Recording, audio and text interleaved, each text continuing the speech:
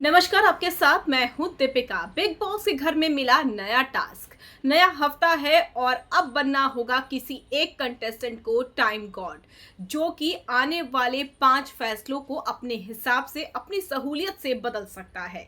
और उसके लिए कंटेस्टेंट को एक दूसरे की बलि चढ़ानी होगी। तो डेफिनेटली किसी ना किसी को तो बलि किसी ना किसी की चढ़ानी होगी और एक नॉर्मल सी बात है। अब ऐसे में किसी ने किसी का नाम लिया और किसी ने किसी का लिया, लेकिन नायरा ने नाम लिया रजत का, जिसके बाद हो गई लड़ाई और नायरा फिर से रोने लगी। टीवी की बहुएं इतना ज्यादा रोती हैं बिग बॉस के घर में, जो कि कई बार हजम भी नहीं होता है और कई बार ऐसा लगता है कि ये सिर्फ कैमरे के लिए रो रही है, क्योंकि इतनी छोटी सी बात पर कोई भला कैसे रो सकता है। और बिग बॉस तो शो ही ऐसा है जिसके लिए आपको मेंटली प्रिपेयर होकर आना चाहिए।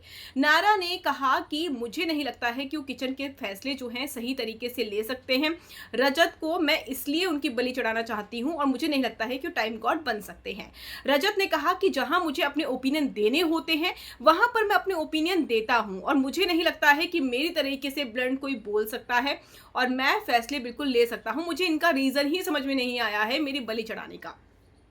अब ऐसे में आ, रजत और नायरा के बीच में बहस होती है और फिर नायरा इस टास्क के खत्म होने के बाद फिर से रोने लगती है कुछ घर वालों के सामने और कहती है कि भाई ये तो मेरा ओपिनियन था, वो मेरे ओपिनियन को, मेरी बात को समझा ही नहीं। और उसके बाद उनकी आंखों से टेसू बहने लगते हैं। तो नायरा इतनी छोटी सी बात पर रो गई। घर में बड़े बड़े झगड़े होते हैं, हाथापाई तक होती है, तब नायरा भला क्या करेगी?